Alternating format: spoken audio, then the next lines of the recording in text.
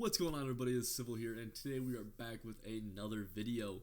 In this video, I'm going to show you guys something that probably should have been shown on this channel a long time ago in the beginning of the Madden year, but we're finally getting to it here, and it's going to be how to roll out, and more specifically, how to cut block or chop block with your halfback or fullback in Madden 20. So basically, this is going to have two really big uses. All right? We're always going to be doing this to ends, or at least the last man on the line of scrimmage blitzing. Okay, so whether that be an outside linebacker or end, it kind of depends just what they're doing on defense. But the two main purposes of this are going to be, one, if they have a D-end ability and they keep on just straight up shedding you. Let's say you're playing someone like J.J. Watt, right, and he's on insta shedding you, or maybe Lawrence Taylor and Mutt, and you're having difficulties really just, trying to neutralize him. If you do this, you'll be able to cut block him, which will allow your halfback to basically take out his legs, and that D-line ability that's so good at shedding is now on the ground.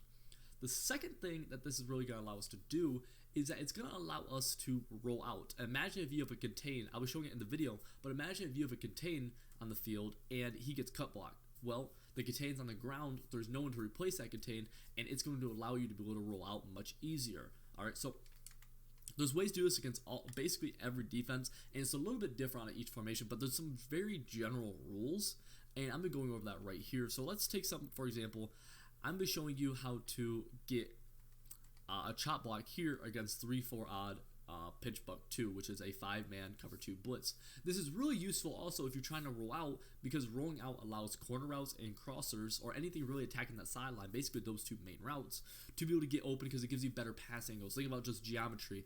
If you're able to throw something in more of a straight line, just straight up and down the field, rather than throwing something at an angle, there's less ground, there's less available ground for a defender to be able to get in front of it and pick it. Throwing across field is a much further throw than just throwing straight up the field, which is why rolling out and throwing corner routes like the one I have Y on right here is so important. Now, I'm in the gun a saw offset formation. I've been running this formation all year, so I'm sure you guys have seen me run it many times, but I'm going to be showing a very basic demonstration here, and we're going to be blocking 6. To be able to do this, you have to have your halfback blocking. He has to be blocking because he's the one who's going to be cut blocking. He's the one to be doing the chop. And watch what happens if I just snap the ball here. Alright, so we just snap it, and we have this contain on the left side. He doesn't do a great job. He's kind of bad, and it's not a very good alignment. But you see how he is getting blocked. He's getting blocked, and if he was in a better contain, he would be containing us very well. I'm sure you guys have all seen this many times, where they basically play patty cake on the outside, and that's doing nothing. But watch me do something like this. What I'm going to do is I'm going to slide right. So the objective right here is to roll out to the left. So we're going to slide right, and we're going to actually double team this guy, and we're going to ID this guy as the Mike. Now the reasoning here is that if we ID this left of screen defensive end, notice where the D is. That means that tackle is for sure going to take him, and probably that guard's going to take him too. But that means that if we know that the outside linebacker is blitzing, the only person to pick him up is going to be our halfback actually.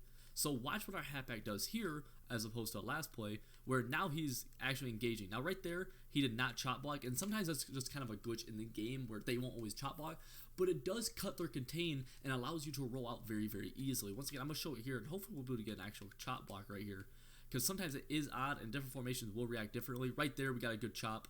And you see how that's going to break the contain very easily. And right here, we see how it's a much easier throw to throw this corner route now that we're outside the pocket, because it's just a vertical throw instead of a horizontal and vertical throw.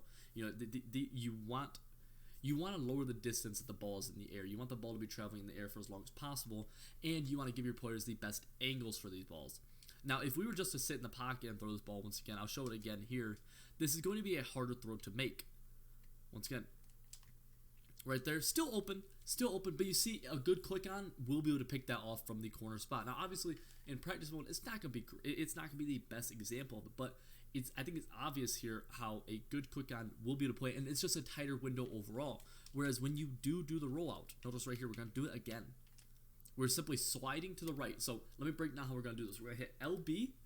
We're gonna hit right. We're gonna hit right on the D-pad or on the right stick. So boom, slide right. We're gonna hit LB again. We're going to double team, and we're going to double team the guy basically on the on our tackle on that side. Boom. We're going to ID the guy we want to cut block. So if we want to cut block, say we wanted to cut block the defensive end, we'd double team him and ID the defensive end. or we double team a guy inside, ID him. The basic rule is, if you have someone you want to cut block, you're going to double team the guy inside of him, slide away from him, and ID the person you're trying to cut block while blocking your tight end or while blocking your halfback. Okay, so right here we have it. You see we're double teaming the guy inside of the linebacker, we're IDing the linebacker, and we should get a cut block, or at very least a halfback will pick him up right there. Not getting a great cut block, but we are picking him up. And you see how this is just a more open throw. The ball, it's just an easier throw to make. But I think it's very, very simple and very, very easy to see that.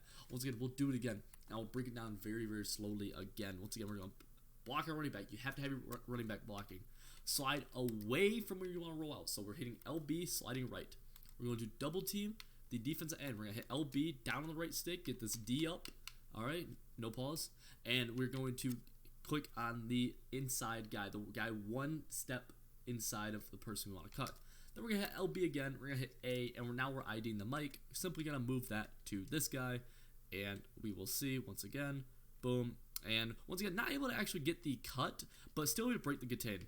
Now, the reason that was a little bit more covered is just because I didn't have a clear out. That's not important at all. Okay, just literally not important at all. Just showing it purely for argument's sake.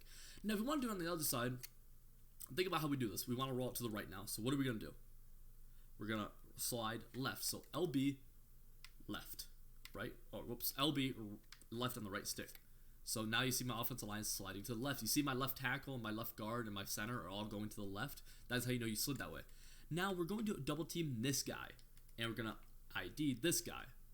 Very, very simple, I think. Very, very simple. And see how right here, we get a good cut, very, very clean cut, and, we're able to throw that ball.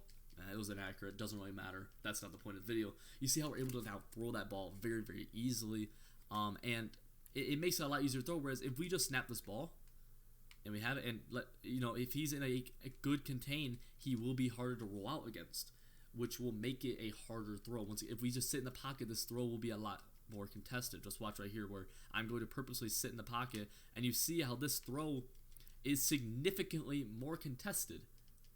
There's a reason for that, because rolling out, not only will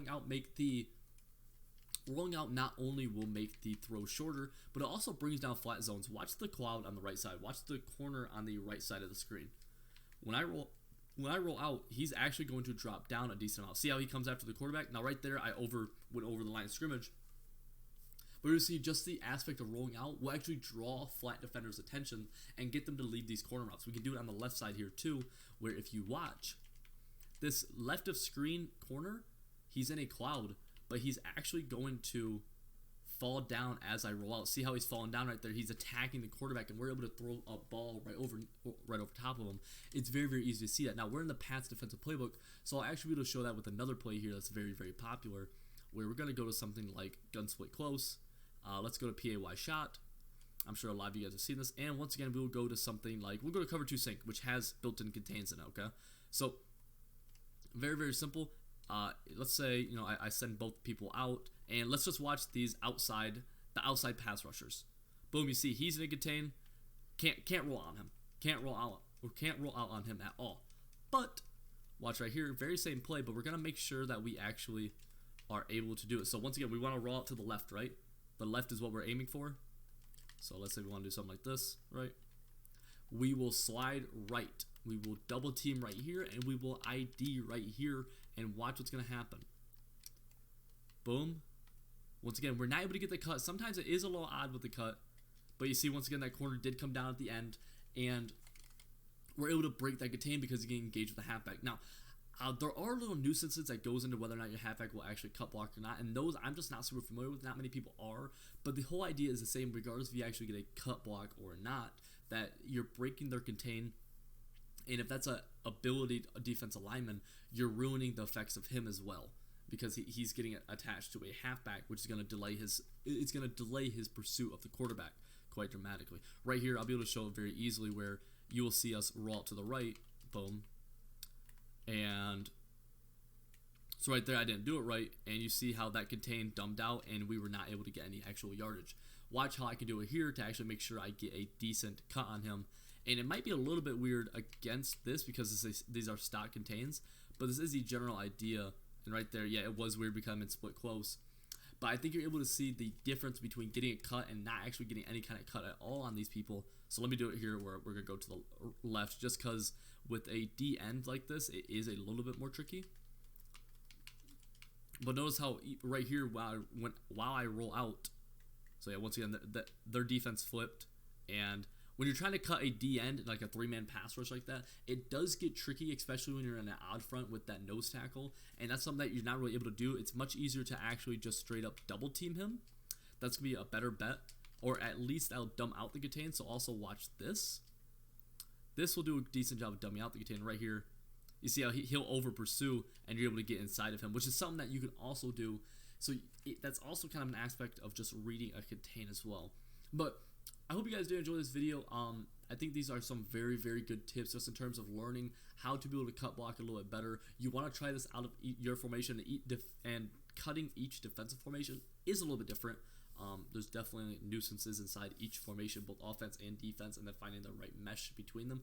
But what I showed you guys here is a fairly good general rule for doing it. So if you guys did enjoy the video, make sure you guys do hit the like button and the subscribe button. If you guys want to watch live gameplay of myself, I do stream very, very often. My link to the Twitch will be in the bio below. And I'll see you guys all next time.